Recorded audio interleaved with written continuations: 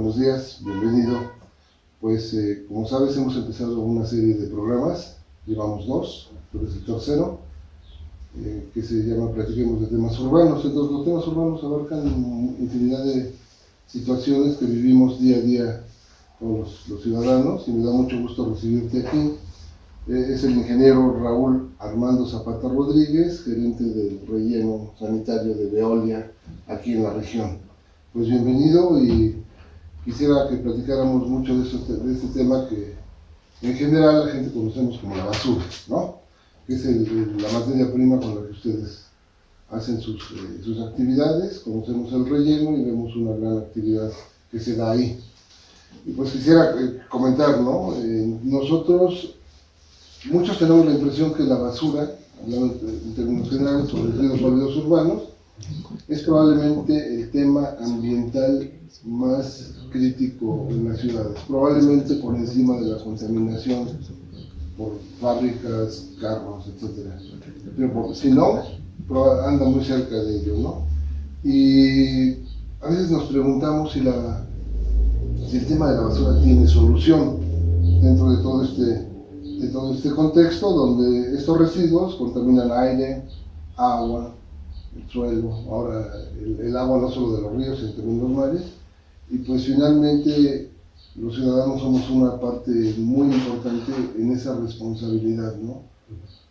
Quizá a veces no la asumimos y esperamos que el gobierno nos solucione este problema, pero nosotros somos los generadores en gran parte de esto. Independientemente de las políticas industriales, el apoyo enorme que ha tenido el plástico, por ejemplo, pero finalmente nosotros creo que podríamos hacer algo más, o mucho más, para no pasarnos la bolita, porque finalmente habrá manejos muy responsables como el que se hace en el relleno aquí en Las Lajas, en de ustedes, pero quizá en otros lados no lo hemos podido llevar a cabo de esa manera. Entonces tenemos todo lo que son los basureros o tiraderos a cielo abierto y una serie de problemas sumamente serios, ¿no? Y bueno, a raíz de que hicimos alguna propuesta para ustedes, pues se ha dado esta amistad y me interesaba mucho platicar contigo, porque creo que lo que conocimos del relleno pues deja una impresión de una empresa responsable, muy responsable en el manejo de todos estos temas, ¿no? Y pues quisiera preguntarte, por ejemplo, alguna duda muy común que existe. ¿Cuánto generamos por basura nosotros? Ok. Bueno, pues muchas gracias, arquitecto. Buenos días por la invitación. Para mí estoy muy a gusto y contento de tu amistad. Ya nos llevamos a conocer algo de tiempo. Sí. Y bueno, entrando en materia, te puedo platicar que, bien lo dijiste, ¿no? La basura, como la conocemos comúnmente todos, es un ¿cómo se dice? Talón de Aquiles siempre de la sociedad, ¿no? Sí. Estamos acostumbrados a decir, saco mi basura y ya no sé nada, ¿no? Que se haga siempre a cargo el gobierno, el municipio, le echamos la culpa a la persona que sea como representante de la administración actual. Mira, como dato relevante te puedo comentar que hoy en día, bueno, hay estudios que elabora la Semarnat.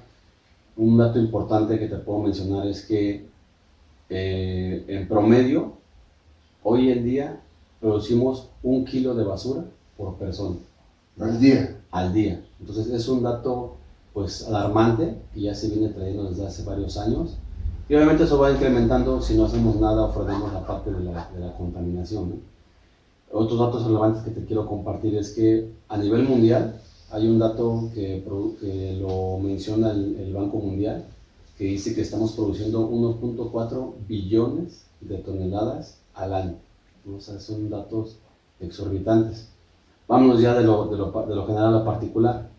De los países que más producen basura es China, ¿no? ¿Por qué? Por el exceso de población que tiene.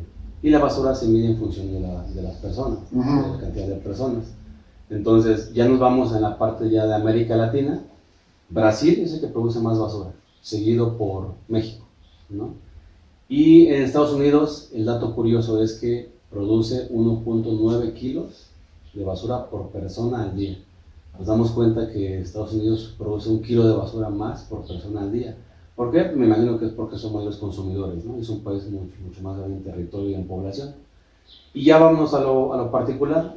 En México, igual el dato está de que es 1 kilogramo de basura por persona, y aproximadamente aquí en Tulancingo, ya en la ciudad, que yo me encargo de la parte de recibir todos los residuos sólidos urbanos que produce la población, estamos recibiendo 130 toneladas al día, únicamente de Tulancingo. Por mencionar unos datos que aquí traigo pues, relevantes referente a Tulancingo, la ciudad donde estamos ahorita habitando. Mira, en 2022, se menciona aquí, está Tulancingo, ok, mira, en 2023, perdón, se producieron al año 43.600 toneladas al año en Tulancingo nada más. En 2024 aumentó a 47.100 toneladas. Es un incremento del 8%. En promedio, los estudios nos dicen que el incremento que va de la basura por ciudad es de un 2%. Es un anual, 2%. Aquí yo creo que hubo un incremento del 8% porque hubo un mayor incremento de rutas. Tenían cierta cantidad de camiones para hacer las rutas de recolección y hubo compra de camiones, por lo que me pude entrar por el director de limpia pública, entonces incrementaron un 8%. Y ahorita se prevé que para ese 2025 cierren con 49.000 toneladas al año. Eso significa un 4%. ¿Por qué? Porque siguen manteniendo sus rutas, siguen haciendo más, atendiendo más colonias o fraccionamientos, y eso hace que vaya. Y antes no. Y antes, no sé cómo tenían distribuido, pues esa parte la desconozco, pero sí ha habido un incremento pues sustancial, ¿no? Que dices, oye, es mucha la basura que están produciendo, ¿no? ¿Y por persona cuánto producimos aquí aproximadamente? Igual está en 0.8, 0.9 kilos por persona, ¿no? El dato de 1 kilo por persona es de acuerdo a la semana, a estudios que han hecho ellos aproximadamente. Entonces, te puedes dar cuenta que si somos un país, estamos catalogados como el segundo país más productor de basura a nivel de América Latina, entonces son datos alarmantes, ¿no? Que hay que ir frenando poco a poco con diferentes, ya sea estudios o incluso impulsando mucho el tema del reciclaje.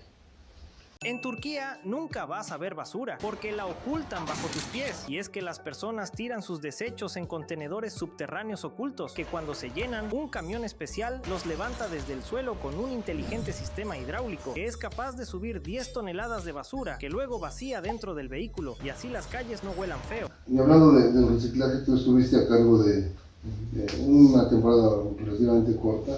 Sí. De una planta allá en Tabasco. Sí, en Tabasco. ¿En Tabasco? Sí. ¿Nos puedes comentar a grandes rasgos tu experiencia en este sentido? En la empresa en la cual trabajo, estuve a cargo de un proyecto que igual era un relleno sanitario y que aparte estaba implementando una planta de separación. Esta planta de separación no son nada económicas, por eso es muy raro que tú puedas ver una planta de separación semiautomática en algún municipio, ¿no? Digo, no dudo que se deba de hacer, porque ese es el deber ser. Siempre hay que separar la basura, ¿no? Entonces, allá me quedó la experiencia de que era un relleno que producía 90 toneladas al día, muy poquito, solo es el municipio de Comalcal, es un municipio pequeño allá en Tabasco. Y logramos constatar, de acuerdo a todos los controles que llevábamos, que solamente se aprovechaba o se reciclaba el 1% de todo lo que lleva de basura, imagínate.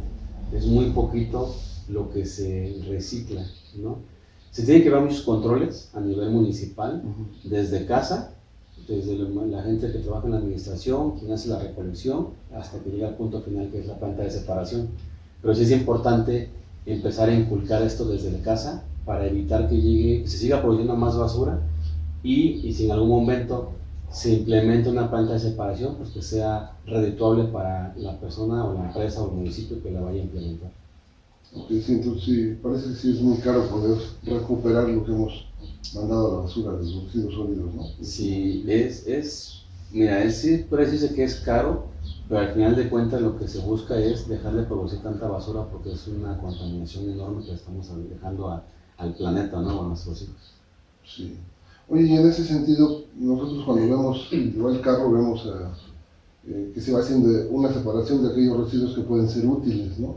Y después vemos a los pepenadores que también hacen una parte en cuanto al rescate de lo que puede servir y pueden vender.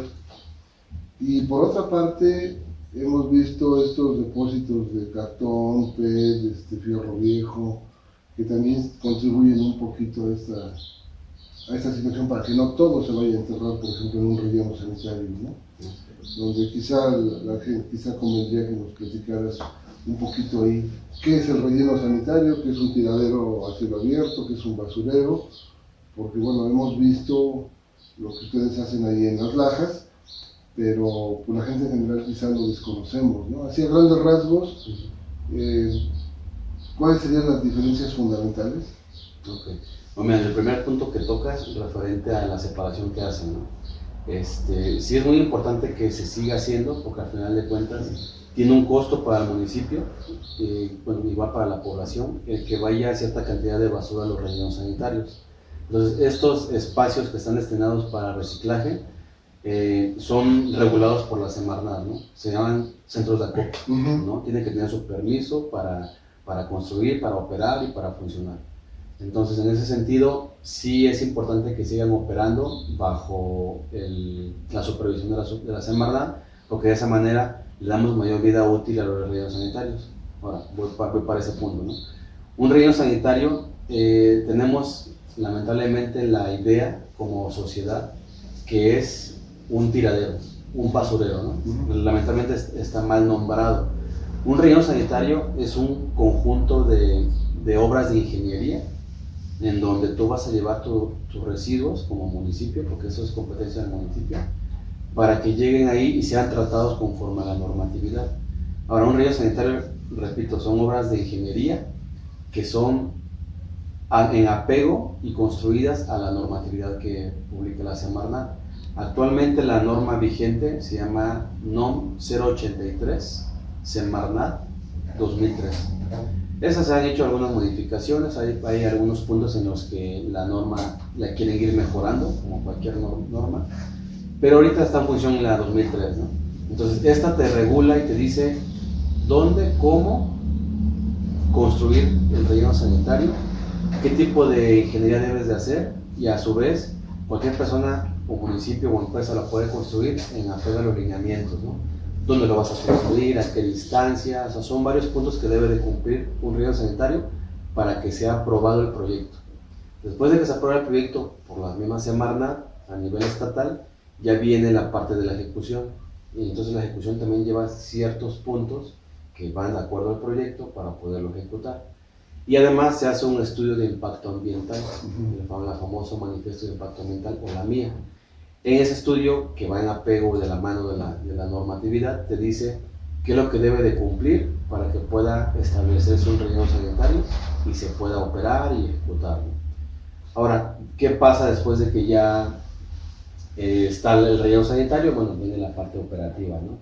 Que eso ya le corresponde a una empresa particular. En este caso, nosotros como Veolia estamos operando aquí en el municipio de Santiago Tulantepec, ubicado en la comunidad de Las Lajas. Llevamos operando desde el 2011, ¿no? Entonces, hasta ahorita llevamos un buen seguimiento, una buena operación, estamos trabajando de acuerdo a la norma.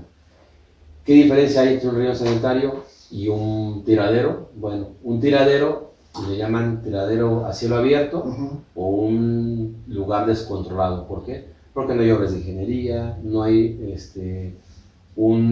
una precaución para poder construir, que al final de cuentas el que tú deposites tu basura en el suelo te va a generar contaminación, pero en alto riesgo, ¿no? Los lixiviados, ¿no? Los famosos lixiviados. ¿Qué son los lixiviados? Bueno, los lixiviados es cuando tú confinas toda la basura en un punto, llega un momento en que el proceso de descomposición que tiene la basura, por sus jugos, por los líquidos, porque hay orgánico y inorgánico, llega un momento en que el proceso de degradación genera líquido.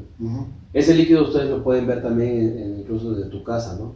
¿Qué pasa cuando tienes basura en un bote afuera de tu casa y ya hay un momento en que no pasa la basura 2 o 3 días y genera un olor fuerte y genera un escurrimiento? Bueno, esos jugos se llaman lixiviados, su nombre correcto son lixiviados, y esos líquidos son los que deben de ser tratados conforme a una normatividad. Ahorita que mencionas eso, los rellenos sanitarios tienen un conjunto de varios componentes en en el espacio que utilizan, ¿no?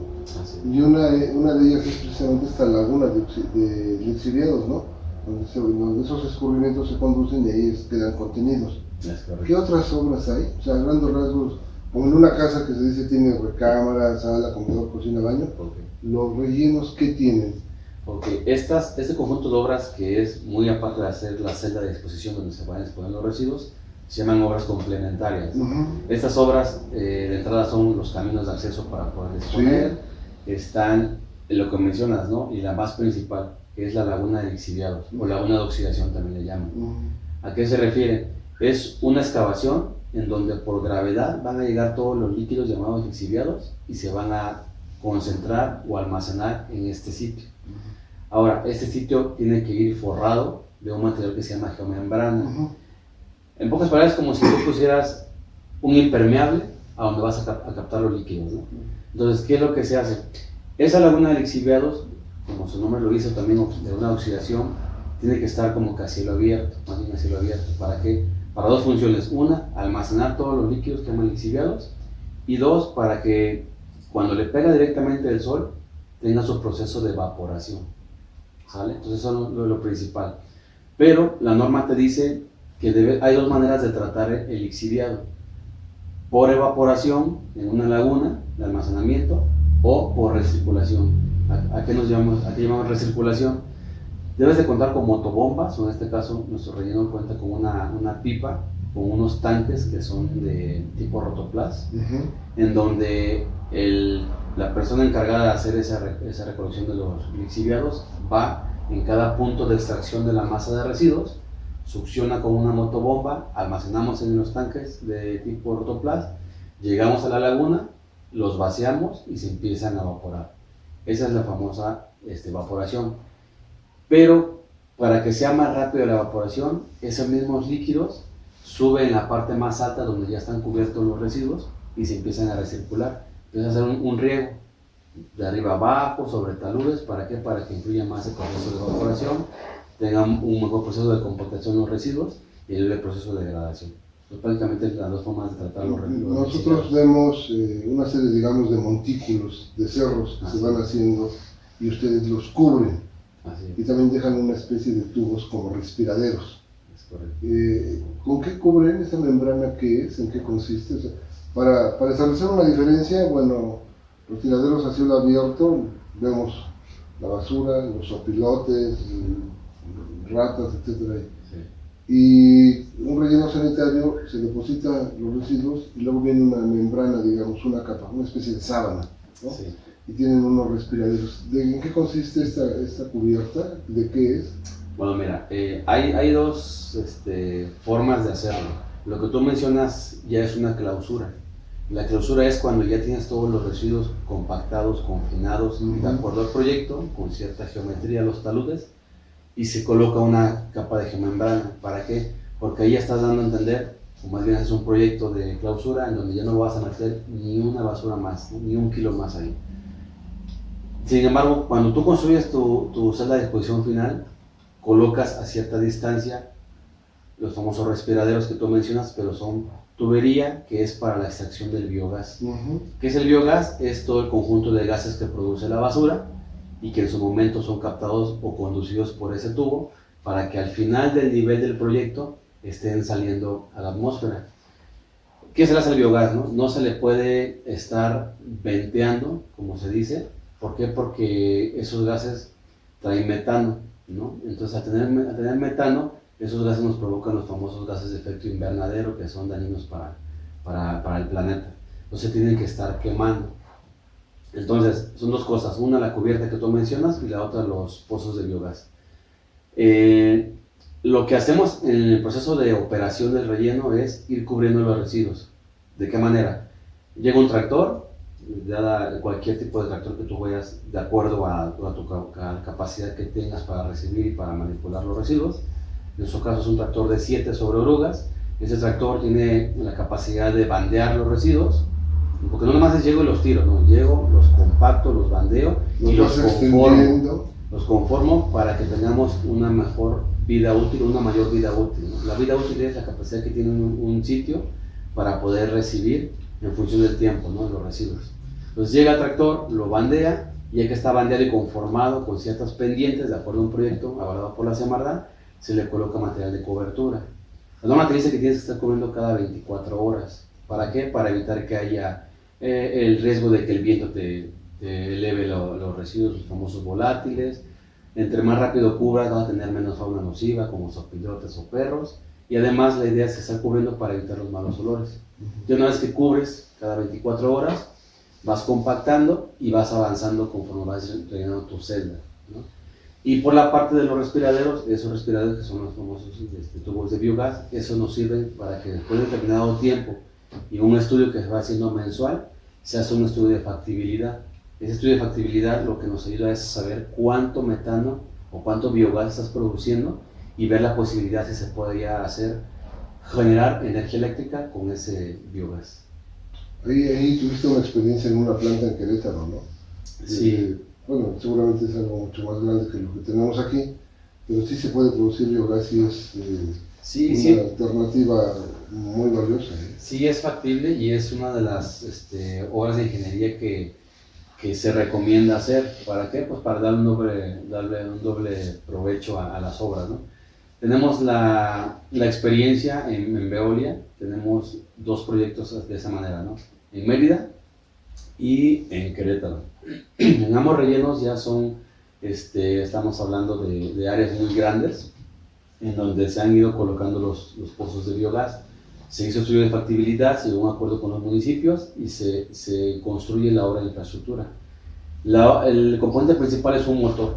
Este motor lo que hace es, por medio de una red de tuberías que se tiene ya todo el relleno sanitario, se interconectan todos los pozos de biogás, llegan a un sistema en donde es captado el biogás y este motor lo que hace es que el biogás que entra lo convierte en energía eléctrica. Y esa energía eléctrica se suministra a las ciudades en alumbrado público o dependiendo de donde se llegue el acuerdo también con CFE. ¿Lo inyectas a la red? Se inyecta a la red. Entonces es un proyecto pues emblemático, no cualquier ciudad lo tiene porque lamentablemente son costos altos. Entonces se recomienda que se haga de esa manera, pero no cualquier municipio tiene los recursos para hacerlo, ¿no? Es donde también caemos aquí en la parte de que hay muchos proyectos por hacerse, sin embargo lo complicado siempre ha sido los recursos, ¿no? Por eso es que entran ahí un papel fundamental las empresas privadas, ¿no? En este caso Veolia u otras, y ellos son los que inyectan la inversión. ¿Por qué? Porque volteas a ver a los municipios y te dicen, oye, quiero esos proyectos, pero cuando les llegas con una propuesta económica, dicen, oye, pues no tenemos los recursos suficientes. Vamos en conjunto, entre municipio y una empresa privada, y se pueden ejecutar los proyectos. O aquí que son la regional, ¿no? ¿Ustedes a cuántos municipios atienden? Actualmente el relleno sanitario recibimos a 10 municipios de la región. Por mencionar algunos, el principal, el sede es Santiago Tulantepec, de ahí viene Tulancingo, Singilucan, Acatlán, Metepec, Agua Blanca, Acasochitlán, Epazoyucan, faltan 2, ¿Solo Hidalgo? Atotonilco, sí, solo Hidalgo. Atotonilco el grande. Grande. Ajá, Agua Blanca, ya mencioné. Omitlán, ¿no? Omitlán, no. Huasca. Huasca no. Huasca yo creo que ellos tienen sus propios rellenos. No estoy bien informado, pero creo que ellos tienen sus lugares donde... Acatlán sí, ¿no? Acatlán sí. Acatlán, Metepec, Cuautepec. Cuautepec no. Ellos creo que tienen su propio sitio para exponer sus residuos. Pues, Apan tampoco. Apan tiene su propio relleno sanitario. Tepeapulco tampoco. Tepeapulco no. Creo que Tepeapulco deposita ahí en Apan. Me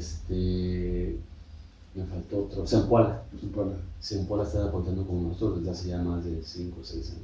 ¿El municipio les lleva los residuos, ustedes los reciben? Ajá. El contrato que tenemos actualmente es únicamente disposición final. ¿Qué hacemos? Construimos el relleno sanitario y ya invitamos a diferentes municipios para que depositen sus residuos con nosotros. Sin embargo, te puedo platicar también que Veolia tiene proyectos integrales. Un proyecto pues, emblemático de Veolia es Tuxtla Gutiérrez en Chiapas. Allá tenemos un contrato integral. ¿A qué me refiero? Hacemos la recolección domiciliaria. Desde camiones, que son arriba de 20 camiones que hacen sus recorridos todos los días en diferentes rutas con personal de Veolia capacitado. Los camiones cuentan con dispositivos de telemetría y cámaras para saber dónde hacen sus rutas, a qué hora están pasando, si dan una vuelta en brusco, lo detecta el sistema, el rendimiento de combustible, toda esta parte está monitoreado por un programa que se llama de telemetría. Estos camiones hacen su recorrido y como Tuxtla es muy grande, ¿qué hacemos? Tenemos un centro de transferencia, así se llama. Llegan los camiones ya con carga trasera, deponen sus residuos en esta zona de transferencia y ahí ya Veolia con otra tecnología vacía en toda la basura completa como viene, se compacta y se meten la basura a unos camiones tipo transfer, se les llama. Esos camiones son de piso vivo, no sé si has escuchado la palabra piso vivo. No. ¿Qué hace? Esos camiones son trailers que le caben hasta 25 o 30 toneladas. Ya una vez que es cargado este camión, por parte de Veolia, llega al relleno sanitario, en la parte a las afueras donde está ubicado de acuerdo a la normatividad. Ese relleno sanitario también es operado por Veolia. Entonces, estos transfers llegan allá al relleno sanitario, descargan, pero ¿cómo descargan? No hacen la típica función de que levantan su caja. Ellos, el famoso piso vivo, se empiezan a mover la parte de la caja y solito va sacando la basura. Y lo depositan en el relleno sanitario. Por vibraciones se va saliendo la basura. Entonces ahí con medio de tractores y todo el tratamiento que le damos igual acá en Tehuantepec, ahí es como tratamos la basura allá. Se cubre, se recicla el lixiviado y se maneja de esa manera, ¿no? Aparte se hace barrido mecánico y barrido manual en las principales ciudades, ¿no? Entonces todo eso es integral, todo eso lo maneja Veolia en Tuxtla Gutiérrez, además de que se implementaron arriba de 5,000, 6,000 contenedores de basura, como se ve luego en las películas, ¿no? O en Estados Unidos. Están distribuidos estratégicamente, se hizo un estudio donde se colocan contenedores de basura y ya el camión llega, engancha el contenedor, lo arroja al camión carga trasera y ya hacen sus rutas completas. Nosotros vimos aquí que desaparecieron los contenedores y ahora pues depositamos la basura directamente en bolsas en la calle, ¿no? Desde el punto de vista de ustedes, ¿es mejor contar con un contenedor? Sí, mira, es primordial contar con un contenedor porque evitas todo el tema de los perros, ¿no? Los perros son los que te hacen mucho daño porque por más que tú quieras acomodar tu basura no deja de estar en el piso y te crean un poco de contaminación, moscas, perros y lo demás, ¿no? Entonces, ¿qué es preferible contar con un contenedor que te almacene? Pero no nada más llego y coloco mi contenedor y espero que la gente lo llene, ¿no? ¿Qué es lo que pasa? Se tienen que hacer campañas de concientización en donde tú le explicas por secciones a las colonias o fraccionamientos. Oigan, el camión va a pasar a las 9 de la mañana. Lamentablemente hay gente que sale a trabajar hasta la tarde, se para tarde y pone su bolsa de basura a las 10, 11 de la mañana cuando ya pasó el camión. Entonces tenemos que educar a la gente, hacer campañas de concientización y educación ambiental, en donde les digas, estas son tus rutas, a ti en esta colonia de fraccionamiento les tocan estas casas, este contenedor, ¿no? Estas casas, este contenedor, y así.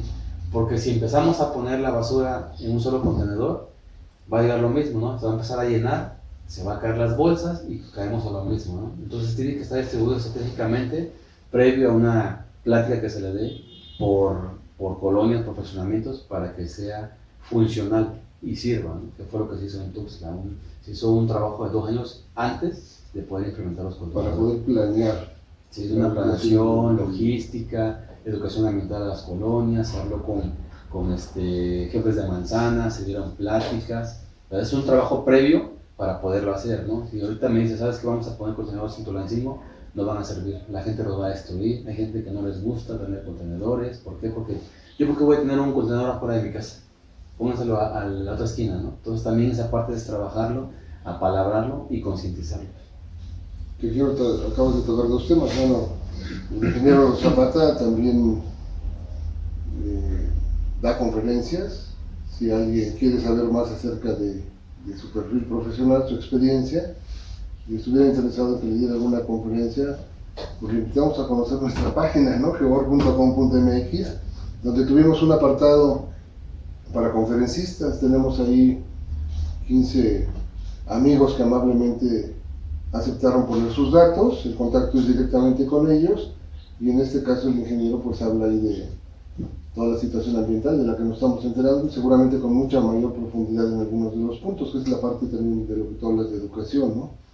Y aquí hay un tema también que es fundamental, que tiene que ver mucho con la salud, ¿no? Cómo se relaciona la salud o la basura, o los residuos sólidos urbanos, con la salud, ¿no? Desde que estamos en la casa, digamos, vamos a lavar los trastes y quizá muchos acostumbramos a echar todo lo que sobra de la comida al drenaje. Y pues después nos sorprendemos de que salgan ratas por los tubos del drenaje, ¿no? Las estamos alimentando y creo que es algo que tenemos que tomar muy en cuenta. Mientras menor cantidad de alimentos mandemos al drenaje o evitemos el mandar alimentos al drenaje, pues vamos a dejar de alimentar ratas, cucarachas, seguramente otros, o fauna nociva, y pues ahí, por ejemplo, algunos aspectos de los que vamos a hablar en otros programas, las válvulas check o válvulas antirretorno en las entradas de las casas, pues nos impiden mucho de las entradas de roedores, pero debemos dejar de alimentarlos, ¿no? Debemos dejar de echar la comida, lo que queda cuando se lavan los trastes y se va al drenaje. También las válvulas check tienen otras grandísimas ventajas ante inundaciones. Aquí en Tulancingo no tenemos problemas, por ejemplo, con víboras, pero en otros lugares también ayuda mucho a evitar que, pues por la taza del baño te encuentres que está saliendo una víbora, ¿no? Y son cosas que sí suceden. Parece que no, pero sí suceden. Y volviendo a este tema de la salud, bueno, en relación con la basura, esa relación como que comienza desde la misma casa, ¿no? Lo que generamos. Otra es que podríamos quizás separar un poco para que las gentes que se dedican a pepenar la basura, pues facilitemos y, como dices, bajen los costos por el transporte, el manejo, etcétera, de la basura. También otra cosa muy importante es que debemos, este manejo que como ciudadanos hagamos cada vez de forma más responsable, nos puede evitar tener ratas, moscas, cucarachas. Aquí hay surtido rico, ¿no? De todo, perritos en la calle que van y rompen las bolsas para poder comer y que después ahí queda toda regada la basura hasta que llega el camión, medio la levantan y se van, porque también vemos que los camiones te llevan mucha prisa, ¿no? Tienen rutas pues seguramente definidas y que a veces quizá no les da tiempo y horarios, ¿no? Entonces es una presión muy muy fuerte. Pero también hay otra parte con la basura que tenemos un problema muy serio. Cada vez aparecen más estudios donde lo que consumimos de agua y elementos a través, incluso en tuberías de las casas, que son plásticas, estamos comiéndonos micropartículas que están generando problemas de salud muy serios, ¿no? Entonces ahí el uso de muchos plásticos que todos hacemos, pues está generando problemas de salud muy muy serios, ¿no? Y ahí pues no tiene nada que ver los rellenos sanitarios, sí, ni mucho menos, pero creo que es algo muy importante que tiene que mencionarse, ¿no? Claro. Y ahorita también tocaste otro tema que me parece que tiene mucho que ver incluso con el diseño urbano, ¿no? Nadie queremos tener un contenedor fuera de la casa, ni tampoco las bolsitas, ¿no? La basura. Sin embargo, una pregunta que me he hecho muchas veces es cuando hacemos los diseños de un centro comercial, de un fraccionamiento, etcétera, yo prácticamente no he visto que exista un lugar para los contenedores, ¿no? Hay un lugar para un transformador, para un tablero donde Telmex llega y concentra muchas de las líneas fijas. Hay un lugar se puede hacer una concentración de medidores para que la Comisión Federal haga sus lecturas, etcétera. Pero yo no he visto algo, o desconozco si existe una norma donde nos obliga a los arquitectos a decir tienes que poner un lugar específico para un contenedor y que ningún vecino se sienta afectado por esto, ¿no?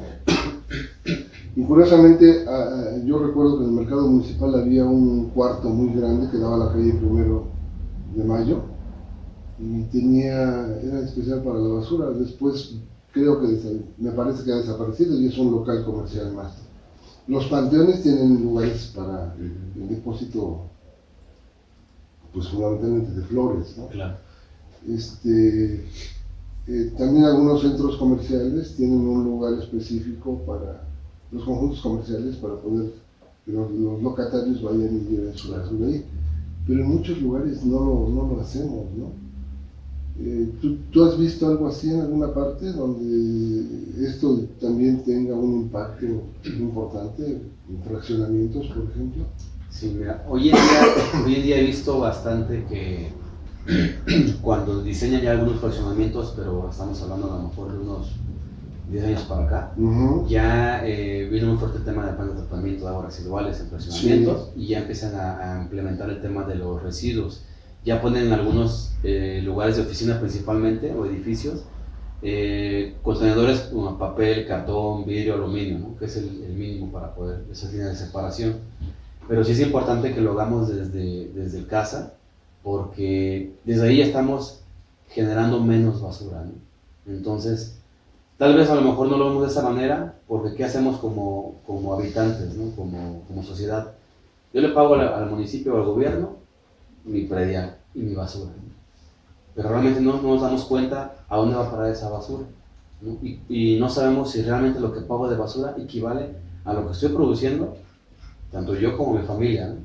Entonces, sí es importante hacer conciencia desde casa, tener bien establecido que tienes que separarlo para producir menor basura, y además lo que puedes implementar en tu fraccionamiento, tu colonia, donde vives, tu unidad, es tener esos contenedores de basura para que sea más práctico que los camiones de basura entren, recojan y se vayan, ¿no? No ir de casa en casa. Entonces sí se recomienda que hagan eso, porque me ha pasado que llega el camión de basura y empieza a recorrer todo el fraccionamiento. Ahorremos ese tiempo a los recolectores de basura para que hagan, o ese tiempo a hacer otra recolección, y concentramos toda la basura de ciertas casas en un solo lugar, ¿no? Te puedes reunir con tus vecinos y sabes que aquí vamos a colocar la basura, ciertos horarios, y vas explicándole también, enseñándoles a tus hijos, ¿no? Que lo hagan de esa manera. ¿Funcionaría que separáramos y hubiera días específicos para recoger, por ejemplo, basura orgánica y no orgánica? ¿Sí funcionaría o sí, es muy complicado? Mira, sí funciona siempre y cuando vaya todo de la mano entre habitantes o sociedad y gobierno. ¿Por qué? Porque ¿qué pasa si tú dices, yo separo mis pilas en mi casa, yo hago mi composta, ¿no? Todos mis alimentos, todo lo parte orgánico, lo separo, porque ya estoy enseñando a los niños en la primaria, luego con mis hijos, ¿no? ¿Y qué haces? Bueno, separas cartón, papel, aluminio, vidrio, pero lamentablemente llega el camión de la basura, lo agarra todo, lo mezcla y lo echa, ¿no? Probablemente en algunas ciudades los depenadores o algunos trabajadores hacen la separación, ¿ok? Y van a estos centros de acopio, ¿no? Centros de procesamiento de los residuos. Pero si desde el municipio que tiene a cargo la recolección de basura no lo hace, de nada va a servir. Entonces, tú que quieres implementar esto en tu casa, ves que el camión de la basura todo lo mezcla y dices, pues, ¿para qué lo hago, no? Entonces va desde la casa hasta quien hace la recolección y hasta el punto final, ¿no? Entonces sí serviría bastante que hubiera esa unión entre sociedad, municipio y sitio de disposición final o centros de acopio, para que sirviera realmente la reciclaje que tú estás haciendo. Si no, no va a servir de nada. Entonces, de nada sirve que tengas tus contenedores muy bien separados en tu fraccionamiento, si llega el camión de basura y todo lo echa. Todo lo revuelve. Todo lo revuelve. Entonces, aquí yo escuché un comentario que estaban haciendo por parte de Limpia Pública Tulancingo, que hay contenedores en los mercados, ¿no? Todo lo orgánico, panteones, todo lo orgánico. No sé a dónde lo llevaban, es un tema que desconozco, pero es una manera de implementar esa separación, ¿no? Sí. Los mercados, aquí todo lo orgánico, y todo cartón, todo lo que sacan para la basura, ¿no? O sea, está bien que lo hagan de esa manera, pero que le den un seguimiento y que le expliquen a la población qué hacen con esos residuos. Si no lo haces, es como si no hicieras nada, ¿no? La gente se queda, no, pues todo va a la basura. ¿De qué me sirve separarlo, no? Por ejemplo, alguna vez hemos visto en Tulancingo el jueves es día de plaza, se ocupan muchísimas calles, y si tú pasas como a las 11 de la noche por algunas de las calles, Echavarri, Hidalgo, bueno, la parte alta donde se venden más alimentos, verduras, flores, etc., encuentras unos montículos pero enormes de basura, pero enormes, 10, 11 de la noche. Sí. Y uno se pregunta, ay, ¿de dónde sale todo esto, no? Ujú. Y si vas a Pipsal, que es una central de abasto aquí, ya con muchos años de funcionamiento, pues la basura la llevan al sendero, ¿no? Ese lugar destinado a ciclistas, peatones, mascotas, y mucho se acumula. He visto varias veces ahí en la calle principal de Pipsal como una camioneta lleva mazorcas y va aventando las hojas así, pero a la calle, ¿no? Sí. Le quita las hojas a la mazorca y lo avienta, y pues de pronto el montículo es muy grande. Y después se van. No y ya, levantan. no lo levantan, ¿no? Tenemos también ese problema, no Sí. lo levantamos. Y ahí queda, ¿no? Nosotros tendríamos que hacer, en mucho sentido, un manejo, como dices, pues quizá más responsable de esto. Y si sabemos a dónde van todos esos residuos orgánicos, todo lo que podría producir composta, no sé si produce más biogás que otro tipo de basura, etcétera, no, podría generar algo útil. Alguna vez vi un reportaje donde en los establos juntan la majada de las vacas, todo el estiércol de las vacas, lo meten en unas grandes bolsas que también generan su biogás. Sí, ¿no? con eso cocinan. Y con eso lo reutilizan directamente ahí en la casa, ¿no? Entonces son ciertas alternativas que hay, que probablemente mientras más se conozcan, pues mejores beneficios van a tener. Ayer, curiosamente, vi un video, te lo voy a mandar, pues dudo que no lo tengas, pero sí, por tu giro, pero si no te lo mando, donde en una calle hacen una especie de contenedor, pero en el suelo. Ok. Entonces tú ves el bote, Nada más tú nada más ves la parte superior, el bote. Aquí llega y las personas echan la basura al bote, pero abajo hay una fosa. Uh-huh. Y el depósito se va llenando. ¿Tú no ves el contenedor? Solo orgánico, solo orgánico. Pues a mí me pareció que de todo. echaban de todo. Ok. Entonces, solamente ves el bote encima, Uh-huh. toda la gente llega, deposita su bolsita, ¿sí? Deposita su bolsita y después llega un camión. Es un contenedor, eleva el contenedor, lo vacía a la caja Ok. y lo regresa. Entonces ahí, pues nadie se siente ni resulta afectado, porque tampoco te van a dar ganas que salgas y en la puerta esté toda la basura o los perritos. Y eso me pareció muy interesante, caray, siempre andamos viendo dónde poner los contenedores. Sí. Qué bueno que a alguien se le ocurrió ponerlo debajo del suelo, Sí. ¿no? Y que podría funcionar. También lo que vemos de estas partes de mercados, etcétera, ¿qué pasa con los restaurantes? De muchos restaurantes hemos oído quejas que hay cucarachas, que, en fin, mucha fauna ahí dentro. Pero el manejo de todo lo que sale de comida, de todo lo que lleva a la preparación de alimentos, siempre me ha inquietado mucho cómo se dará en estos casos. ¿Hay algo que nos obligue, que regule el manejo de esos residuos específicamente, por ejemplo, en los sitios donde se prepara comida, o también tenemos un manejo muy, pues, no sé cómo decirle, pero muy ligero. Muy ligero, ¿no? Sí. En relación a esto. Vamos a un restaurante y de repente sales al estacionamiento y ves los botes ahí de basura. Ajá. Y te preguntas muchas cosas. Claro, ¿no? claro. Mira, en ese sentido, realmente no hay como te decía, creo que todo va de la mano de quien hace la recolección, ¿no? En este caso le compete a los municipios, ya sea municipio propio o municipio que subcontrate a una empresa.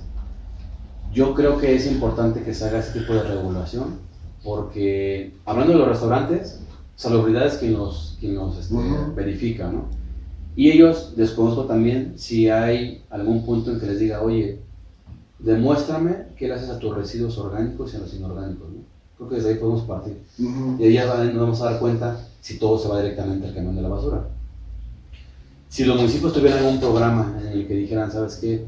Tu restaurantero o oficina o cualquier tipo de negocio, ¿qué haces con tus residuos? Entonces, yo voy a asignar un camión o una ruta para hacer únicamente la parte del centro, pero ya tiene que estar separado, ¿no?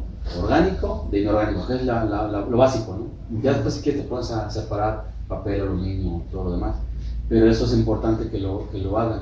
Aquí no sé si lo estén haciendo, pero sí sé que hubo un conflicto en que al querer incrementar el costo que pagan anualmente los restaurantes, entendí que se inconformaron, ¿no? ¿Por qué? Porque ellos iban a pagar más, ¿no? Obviamente ellos producen más a estar en el centro, porque la gente hace más uso de los restaurantes, de las oficinas, pero eso ya va en función de lo que quiera implementar el municipio, ¿no? Pero sí es importante que lo hicieran para que implementar la composta, para implementar incluso estas sanciones, ¿no? Por no poderlo hacer de esa manera. Pero digo, desconozco cómo sería si Salubridad entra ahí en cierto punto y el municipio también los empieza a regular. No sé completamente cómo lo están manejando. Fíjate que hay algunos ejemplos en algunos videos que ocasionalmente llegan a ver, ¿no? Al parecer en Suiza pesas tu basura y en función de lo que produces pagas, ¿no? Okay. Entonces eso ayuda mucho a que se haga incluso un reciclaje desde la casa, que podemos reutilizar, no tirarlo necesariamente, y que podemos evitar consumir, porque hoy es productivo, ahí tú sabes de esto, yo tengo la impresión que el plástico es el residuo más difícil de manejar, ¿no? Y de degradar. Y de degradar, y que puede tardar, alguien dice 100 años, 300 años. Tenemos hoy en el mar islas conformadas completamente con basura, ¿no? Y de las que ningún país se quiere hacer cargo. Otros casos como China, algunos países africanos, que los países ricos les pagan o les pagaban por llevar y tirar su basura hasta allá, ¿no? Okay. China ya cerró esa posibilidad, creo que en muchos países africanos todavía se sigue dando esto, y es que nadie quiere quedarse aquí con la bolita, ¿no? Claro. Por ejemplo, en el caso de los restaurantes, toda la basura que se genera, pues es mucha, es mucha la que hay. Y también siempre me ha llamado mucho la atención si ustedes o alguien tiene estudios donde en algunas zonas muy definidas, por ejemplo un centro comercial enorme, como podría ser Galerías en Pachuca, la zona plateada con oficinas, etc., la generación de basura es muy distinta. Aquí en la oficina nos damos cuenta que lo que más generamos es plástico, ¿sí? Claro. El agua, las papitas, etcétera, todo es lo que más generamos. Sí. Y curiosamente también, al parecer, como tú decías, Estados Unidos produce casi el doble de basura por habitante que nosotros. Al contrario de lo que muchos creemos, sucede que los habitantes de los países más ricos son los que más basura producen, claro, ¿no? Y además una basura con pocas posibilidades de degradarse fácilmente, ¿no? Tiene que ser sometida a un proceso de industrialización prácticamente, mientras que los países menos desarrollados y con menor consumo de productos procesados, pues su basura es más orgánica, ¿no? Y todo eso pues tiene que ver con un área fundamental de la que tú hablaste hace un momento, pues es la educación. ¿Qué vamos a hacer cuándo va a dar frutos esto? Y también la otra parte con las sanciones, ¿no? Sí. Si funcionan o no funcionan, ¿qué es ahí lo mejor para poder resolver todo ese tema? Y es un tema que me interesó muchísimo porque si tú vas, por ejemplo, a algunas colonias aquí, vemos que en las esquinas se concentra la basura, ¿no? Y quizás ese vecino, por no tener conflictos con nadie más, pues lo soporta. No le gusta, pero lo soporta. Sí. Pero si tú vas a algunas otras colonias, las colonias altas de Tulancingo, ¿te has fijado dónde ponen la basura? Exactamente a la mitad del cruce de las calles, donde no le pertenece a nadie, y donde nadie pues va a recibir un reclamo muy fuerte porque le dejaste la basura en su puerta o en la esquina, ¿no? A media calle, en donde cruzan las calles, ahí las ponen, ¿no? Entonces como hay como ciertas características también, pero finalmente se dispersan, los perritos la dispersan, a veces ves hasta las ratas ahí paseando campantemente, y mucho de esta relación con salud, fauna nociva, que la basura luego se va al drenaje público, y ahí tenemos otro problema muy serio. Nos quejamos de todos los usos que están en los ríos, pero nosotros lo estamos ensuciando, ¿no? Tenemos aquí, a ciertas horas de la tarde y la noche, aquí tenemos el río muy cerca, y en temporadas de calor, el olor fétido llega hasta acá, pero de manera impresionante, estamos a 2-3 cuadras. Los que viven a un lado padecen esto de manera mucho más seria, ¿no? Sí. Entonces, todos estos temas de la basura pues, son muy complejos, y pues yo quisiera saber si quieres agregar algo más o...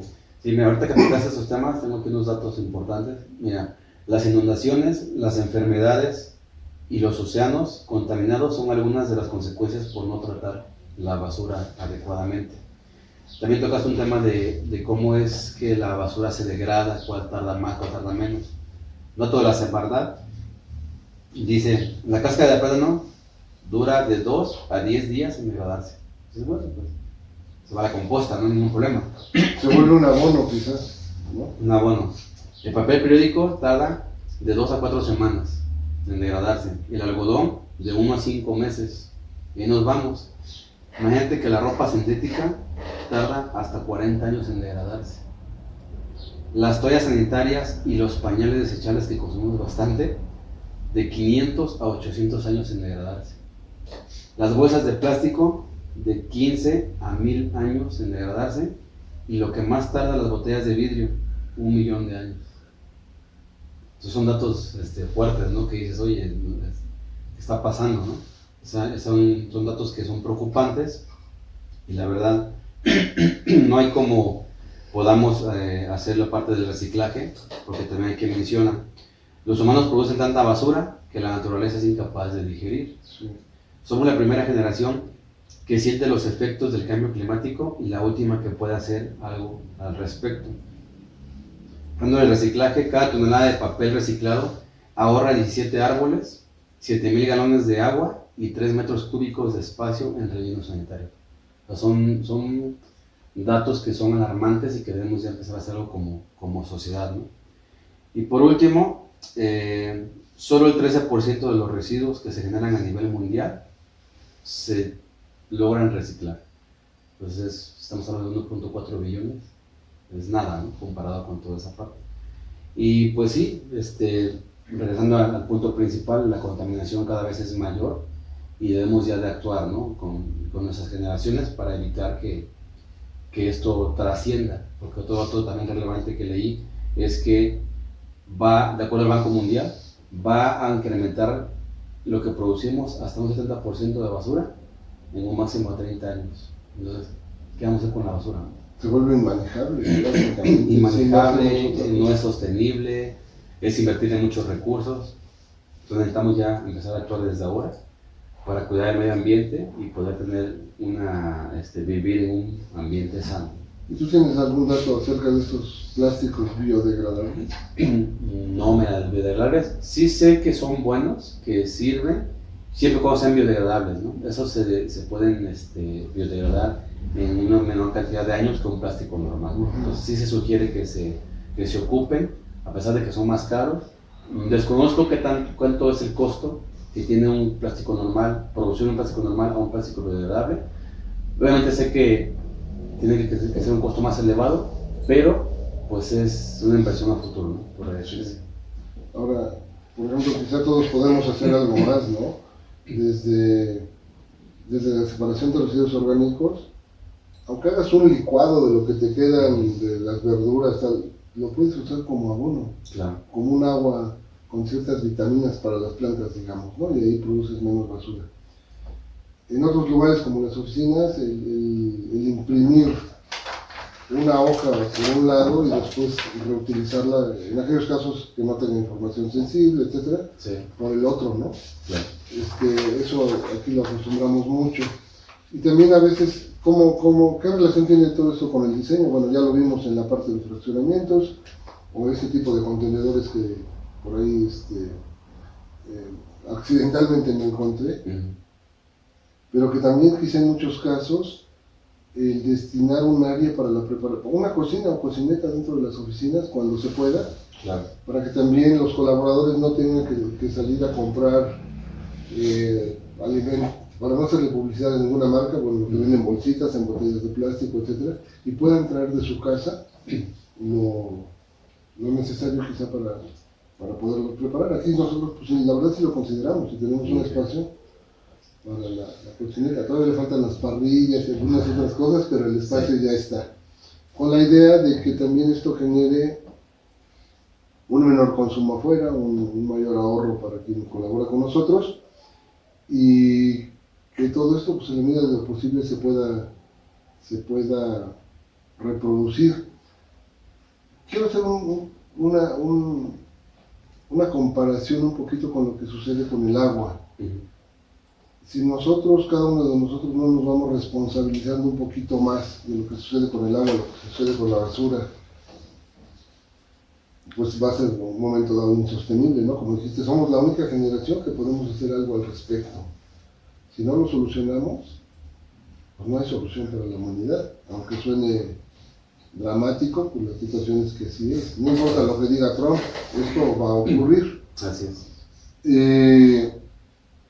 En el manejo del agua, de pronto cuando hacemos un proyecto, nosotros siempre incorporamos una cisterna para agua potable y una cisterna para agua pluvial. Y nos encontramos a veces mucho rechazo por parte de algunos propietarios. Cada vez son menos, pero algunos dicen, no, a mí no me pongan cisterna Fluvial. pluvial, ¿no? No es visto. Por el costo. Oye, pero no, me va a costar mucho. Sí, pero mira, vas a poder utilizar el agua de la azotea cuando llueva, vas a poderla destinar a riego, a limpieza, a la taza del baño, y si le inviertes un poquito más o un muchito más, dejamos preparado para que puedas tener un equipo que te permita después consumir esa agua, ¿no? Y ha sido una parte bien difícil. Yo me pregunto... Que lo acepten. Que lo acepten, ha sido una parte, en algunos casos, muy difícil. También, por ejemplo, para algún fraccionamiento, si decides dejar un área destinada a esos servicios, se puede percibir como una pérdida en la inversión. Pérdida de espacio. Pérdida de espacio y finalmente pues al inversionista le cuesta muchísimo hacer todo lo que requiere un fraccionamiento, pero ahí es donde yo veo que quizá las políticas públicas podrían ir cruzándose para fortalecer todo este tipo de cosas, ¿no? Si cuando tú tienes que presentar la mía, ¿no? Que es la manifestación de impacto ambiental ante Semarnat, y que busca en términos generales, digamos, minimizar el impacto ambiental que puede tener las obras, si exigiera este tipo de cosas, si la ley de asentamientos humanos y el reglamento de construcciones fueran incorporando estos aspectos, bueno, pues se pasa desde la educación hasta un mecanismo ya obligatorio, coercitivo que te obliga a hacerlo, ¿no? Sí. Y que no tienes alternativa. Sí o sí tiene que llevar tales cosas, ¿no? Si tú a comisión no le dejas un espacio destinado para un transformador, no, a ver cómo le haces, pero lo tienes que poner, ¿no? Así es. Si no lo consideraste, pues a ver cómo lo haces para adaptar lo que planeaste y lo tienes que considerar. Pues si no le pones un espacio para que tenga un concentrador principal de sus líneas, pues no te vaya, pues, te lo va a poner ahí en una jardinera o algo, y así debería de ser todo, supongo, o nos convendría poder hablar de estos temas mucho más. Por eso en esta serie era para mí muy importante contar con tu asistencia para que nos hicieras favor de platicarnos todas estas cosas en las que todos podemos poner un granito de arena, aunque sea pequeñito, claro, para poder mejorar en la medida de lo posible, ¿no? Pues finalmente te quiero agradecer nuevamente que hayas destinado tiempo a esto, y qué bueno que estés por acá. Nos consta aquí en la oficina a través de alguna propuesta que hicimos para allá, para el relleno, pues tuvimos esta amistad y vimos cómo funcionaba, ¿no? Y creo que es muy, muy importante que la gente conozca todo ese tipo de cosas, ¿no? Muchas gracias, Armando, muchas gracias, ingeniero, y pues a ver cuando volvemos a tocar estos temas. Creo que soy directo, pues yo encantado de venir, también te agradezco la invitación, son temas que son muy importantes para la sociedad, para todos, y pues el día que guste, pues me gustaría seguir asistiendo a este tipo de pláticas que son de mucho interés general para toda la población, y agradecer también el tiempo y el espacio. Obviamente cerrar nada más diciendo que debemos de cuidar el medio ambiente, ser menos consumidores y enfocarnos más en el reciclaje. Sí, sí. Muchísimas gracias. Gracias a ti.